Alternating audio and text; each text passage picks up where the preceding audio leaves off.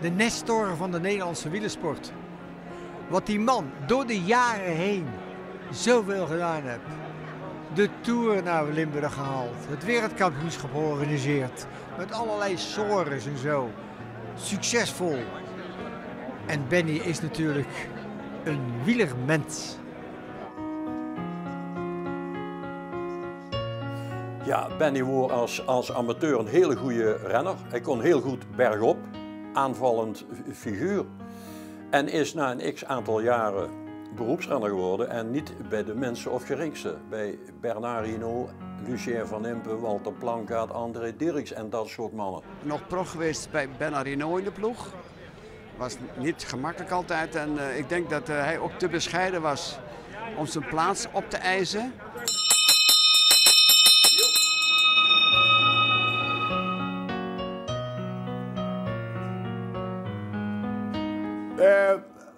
Als Benny bij me op bezoek komt, dan komt er meestal op deze hoek. Dat is altijd overzicht. Je hebt altijd overzicht op het geheel. Dat is de vaste plaats dan voor hem. Na zijn wielercarrière begon Benny in de journalistiek, waarbij hij veel profijt had van zijn contacten in het peloton. Hij werd de wielerpen van het Limburgs Dagblad samen met Wiel Verhezen. Ik weet niet precies hoe vaak, maar heel vaak samen de Tour de France gedaan. En we werden daar door de buitenlandse collega's altijd als tweelingbroers gezien. En omdat Benny ook de Franse taal heel erg goed kent. En daardoor kan er ook lobbyen voor een groot evenement hier in Nederland binnen te halen. Niet veel mensen weten dat misschien, maar hij is ook nog, wanneer er wat met de Tour de France gebeurt in Nederland, is hij de spreekbuis voor ASO, de Amaury Sport Organisation. De organisatie die de Tour dan organiseert en dus de contacten legt hoe het allemaal moet gebeuren. Je crois qu'il faut pas oublier ceux qui ont fait toute l'histoire du cyclisme et les gens qui ont souffert. Limburg is de plek waar je het wereldkampioenschap organiseert. En onder toeziend oog van Benny Keulen wordt Ivan Basso hier wereldkampioen bij de belofte in 1998 in Limburg. Bij een volle Kouberg wordt dit het kampioenschap van Cancellara, die dan nog niemand kent. Het kampioenschap van Leontien van Moorsel en van deze Zwitser. Oscar Cavacic, 98 hebben we het WK gehad hier. Dat was het perscentrum, waar Benny zat bij de accreditatie voor de pers. Zonder enige wielerkennis werd ik prof eigenlijk. En inmiddels weet ik redelijk wat van de geschiedenis van het wielrennen, ook door Benny. En ja, daar heeft hij me echt wel de liefde voor de sport bijgebracht.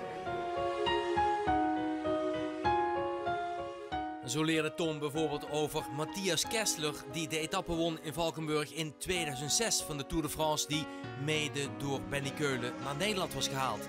Of het WK van 2012, waar Dumoulin zelf van start ging bij de belofte. Op de vijfde plaats voor Tom Dumoulin, 45-49.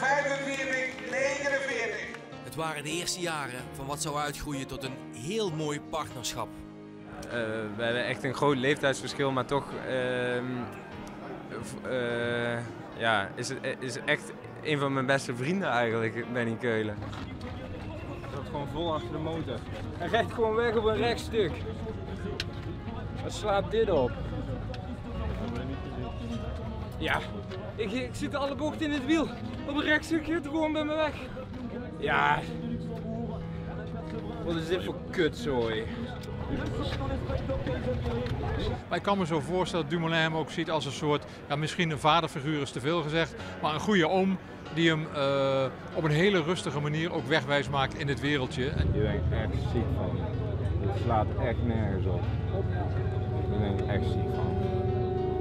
Dat heeft Benny hem volgens mij heel langzaam wel rustig bijgebracht op zijn manier van Tom, doe nou maar, komt allemaal goed. En dat is mooi. Dat heeft Benny denk ik niet alleen aan Tom, maar aan renners heel goed uitgelegd. De wielersport, profwielersport is niet een buffet waar je de mooie dingen uit kunt halen, maar waar je gewoon je volledige verantwoordelijkheid in moet nemen. En als je dat besef eenmaal hebt, ja, dan ga je prettiger door je wielerleven. En dat wielerleven bereikte zijn hoogtepunt in Milaan bij winst in de Ronde van Italië na een geweldige apotheose. Ja, dat was wel ultiem. We hebben de avond van tevoren nog geappt, eigenlijk op een grappende manier van nou morgen die tijdrit wint, dan pak ik het klassement. Jij wint hem toch? Ja.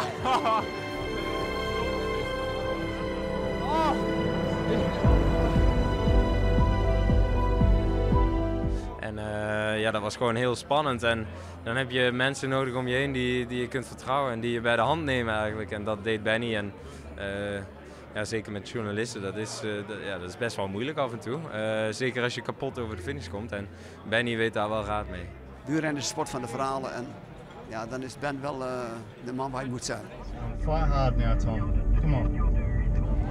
Come on, Tom. Push, all the way to the line.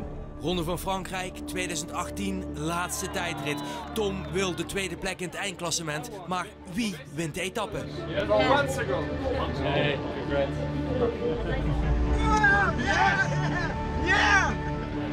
Ik heb gewonnen. Aan tweede. Tour, jongen.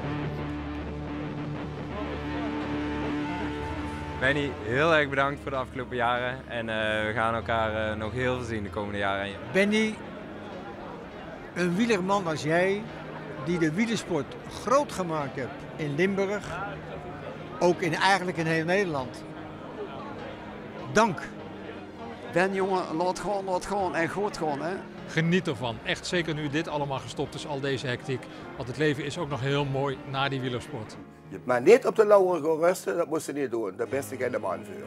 Je bent een vakman, maar bovendien, je bent een fantastisch mens. Je gaat me nog heel veel leren over de wielergeschiedenis en daar ben ik je heel dankbaar voor. En zoals we je kennen, je zat altijd in de eerste waaier. Chapeau, bravo, merci.